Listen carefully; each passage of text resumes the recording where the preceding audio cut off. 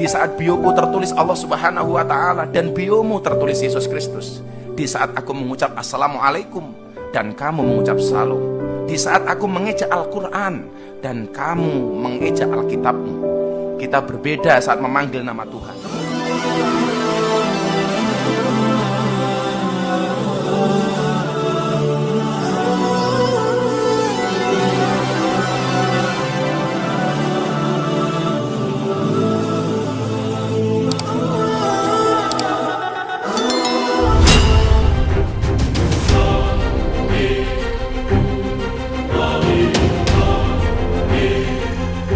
Di saat aku menggenggam tasbihku dan kamu menggenggam salibmu.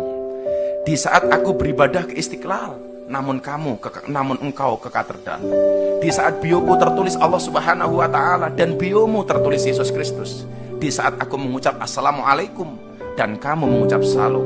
Di saat aku mengeja Al-Quran dan kamu mengeja Alkitabmu. Kita berbeda saat memanggil nama Tuhan. Tentang aku yang menengadakan tangan dan kau yang melipatkan tangan saat berdoa. Aku, kamu, kita. Bukan Istiqlal dan katedral yang ditakdirkan berdiri berhadapan dengan perbedaan namun tetap harmonis. Andai saja mereka memiliki nyawa, apa tidak mungkin mereka saling mencintai dan menghormati antara satu dan yang lainnya. Terima kasih. Salam. Assalamualaikum warahmatullahi wabarakatuh.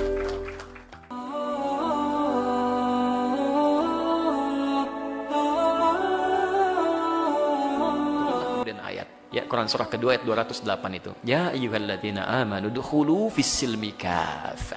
Hei orang-orang yang telah menyatakan dirinya beriman, kalau sudah muslim, ikuti ketentuan Islam secara menyeluruh. Jangan setengah-setengah.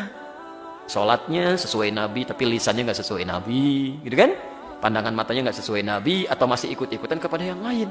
Termasuk maaf misalnya, Nabi dulu, Nabi Muhammad, itu yang tadi Quran surah 17 ayat 73-75 itu, kan saya belum tuntas tadi nerangkan itu. Malam-malam datang proposal mengajukan beliau untuk ikut-ikut nyembah kan. Itu ketika turun Al-Kafirun pada pulang, tapi nggak putus asa Pak. Besoknya ngajak lagi. Ketika Nabi subuh-subuh ke Hajar Aswad, ya ke Ka'bah. Itu datang salah satunya mengatakan, Muhammad, gini, gak usah nyembah deh. Yang kayak tadi malam, hormati aja. Minimal kita saling penghormatan lah. Kamu pegang aja lah ini. Kan dulu di sekitaran Ka'bah masih ada tuh ya, patung-patung itu. Kamu pegang aja, nggak usah disembah, nggak usah, cuman pegang aja begini untuk menghormati kita. Itu hampir-hampir terjadi pergolakan dalam jiwa Nabi. Ya, Nabi sampai mengatakan, ini kan saya cuman megang aja, ya kan? Dalam jiwanya itu, cuman megang aja, tidak akan berpengaruh apa-apa. Dengan seperti itu justru nanti saya akan lebih lapang ibadahnya. Tiba-tiba ketika lintasan itu ada dalam pikiran, kemudian sebelum itu terjadi, nah ini sifat maksum. Maksum itu dijaga dari berbuat salah. Turunlah wahyu di Quran surah 17 ayat 73-75 itu. Wa in kadu la yaftinunnaka 'anil ladzi auhayna ilaika ghairah. Hampir-hampir ya ada orang yang bisa mempelesetkan engkau untuk berpaling dari tuntunan wahyu kami. Itu hampir-hampir sampai kemudian turun ayat itu. Sampai mengatakan jangan sampai tersentuh, kalau itu kejadian akan ditimpakan dhi'fal hayati wa dhi'fal mamat. Siksa berdua kali lipat. Nyentuhannya nggak boleh, apalagi bersih-bersih.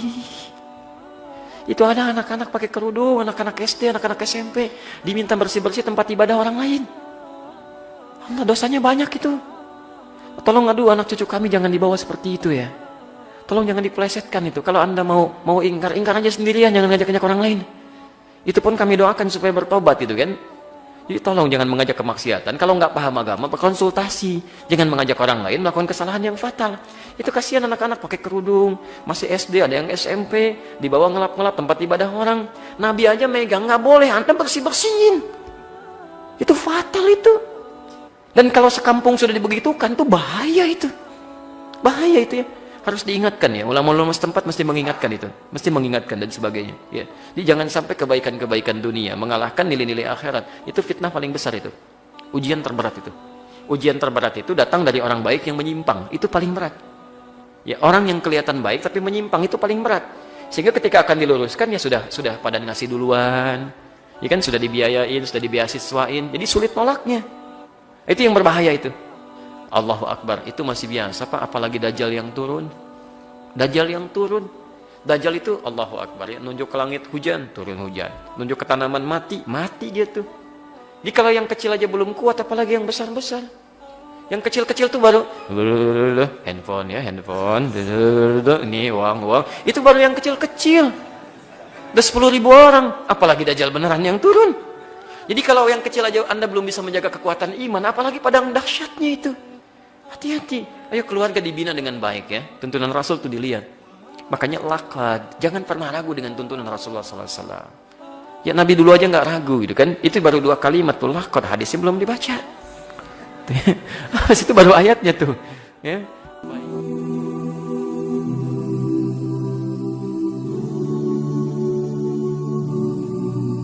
Haram hukumnya masuk ke rumah ibadah orang lain. Haram. Saya tak nonton film ini sampai habis. Baru menengok trailernya. Tapi di dalam itu yang bisa saya komentari, pertama masuk ke rumah ibadah. Karena Nabi tak mau masuk ke dalam tempat fihi surah wat tamathil. Kalau di dalam itu ada patung berhala. Maka dalam Islam mazhab Syafi'i mengharamkan masuk ke dalam rumah ibadah di dalamnya ada berhala. Mazhab Syafi'i. Kita pakai mazhab apa? Mazhab Syafi'i. 2. Tentang masalah laki-laki perempuan berdua-duaan tak mahram. Kenapa? La yakhluwanna rajulun ma'a imra'atin illa ma'adhi mahramin. Oleh sebab itu maka kita jaga anak cucu kita dari perbuatan-perbuatan maksiat. Bahwa ada misi-misi sesuatu di balik ini semua, wallahu a'lam bishawab. Kita akan diminta tanggung jawab di hadapan Allah Subhanahu wa taala. Islam tak perlu diajari bagaimana berinteraksi sosial dengan saudara kita non muslim, karena kita sudah lama bertetangga, apalagi orang Tanjung Pinang. Seandainya orang Tanjung Pinang ini ekstrim, tak akan ada orang Tionghoa di Tanjung Pinang, betul? Kita semuanya bisa menerima, siapapun yang datang semua bertetangga, berkawan, bersahabat. Tapi kalau sudah dalam masalah ibadah, ritual, tak ada tawar menawar. Wala ana abidum ma'abattum wala antum abiduna ma'abud lakum dinukum. Sekarang banyak yang tak bisa membedakan kebablasan, tak bisa membedakan mana toleransi, mana tolerasin. Harus bisa dibedakan. Jangan karena toleransi mengorbankan keyakinan akidah anak-anak kita. Nauzubillah. Dan orang-orang yang pernah di pesantren pun ketika menonton itu, ini bukan anak pesantren.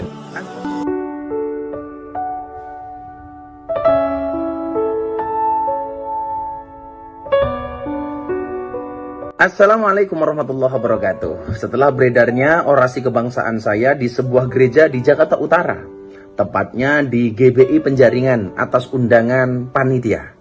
Saat itu saya hadir bersama Gubernur DKI Jakarta Mas Anies Baswedan, Sekjen PBNU Gus Helmi, dan beberapa tokoh agama, ada FKUB lah di sana. Dan itu atas undangan mereka. Acara yang diberikan kepada saya pun judulnya Orasi Kebangsaan dalam rangka peresmian GBI, bukan dalam rangka peribadatan. Dicatat, dalam rangka peresmian, bukan dalam rangka peribadatan. Gara-gara itu kemudian saya dihujat banyak netizen dengan mengatakan Miftah sesat, Miftah kafir, syahadatnya batal, dan lain sebagainya. Gus Miftah marah? Enggak, saya bersyukur, alhamdulillah. Nah, saya kemudian hanya mikir begini, orang seperti saya yang kebetulan dikasih oleh Allah menjadi orang yang mampu membimbing sekian ratus orang untuk bersyahadat menjadi seorang mu'alaf. Hanya gara-gara video tersebut saya dikatakan kafir. Luar biasa. Itulah dakwah zaman sekarang. Kalau dakwah zaman dulu tugasnya adalah mengislamkan orang kafir, dan dakwah hari ini mengkafir-kafirkan orang Islam. Kemudian ada pertanyaan, apa kemudian landasan atau dalil yang melatar belakangi hadirnya Gus Miftah di acara tersebut, selain tentunya diundang oleh panitia? Oke, akan saya bacakan satu kutipan keterangan dari kitab Mausu'ah Fikih Kuwait. Kitab ini berisi tentang ensiklopedia persoalan fikih dari berbagai mazhab. Kira-kira begini penjelasannya, tolong disimak. Bismillahirrahmanirrahim. Yara al-Hanafiyah annahu yukrahu lil muslim dukhulil bi'ah wal kanasiyah li'annahu majma'u syayatin la min haitsu innahu laisa lahu haqqud dukhul. Wa dhahaba ba'du syafi'iyah fi ra'yin ila annahu la yajuzu lil muslim dukhuluha illa biidznihim. Wa dhahaba al-ba'dul akhar fi ra'yin akhar ila annahu la yahrumu dukhuluha bighairi idznihim. Wa dhahaba al-hanabilah ila anna lil muslim dukhuli bi'atin wa kanasiyatin wa nahwihima was salata fi dzalika. Wa Ahmad yukrahu in kana thamma suratun wa qila mutlaqan wa dzakara dzalika fi ri'ayah wa qala fil mustaw'ib wa tasihhu salatul fardhi fil kanais wal bi'i ma'al karahah.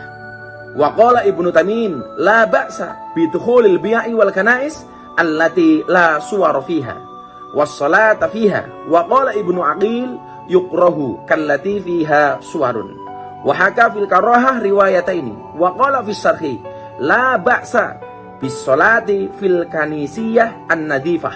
Ruya dzalika an Ibnu Umar wa Abi Musa wa hakau an jamaah wa kari Ibnu Abbas wa Malikun as-salata fil kanais li ajlis suhar. Nah, di dalam keterangan ini minimal ada 4 perbedaan pendapat ulama tentang masuk gereja bahkan sholat yang ada di dalamnya. Saya pikir saya nggak perlu menerjemahkan karena para netizen terutama yang menghujat saya tentunya lebih alim daripada saya. Jadi saya pikir nggak perlu diterjemahkan, pasti Anda sudah paham. Terima kasih, salam cinta saya kepada semuanya termasuk yang berbeda pendapat dengan saya bahkan yang menghujat saya. Matur nuwun. Assalamualaikum warahmatullahi wabarakatuh.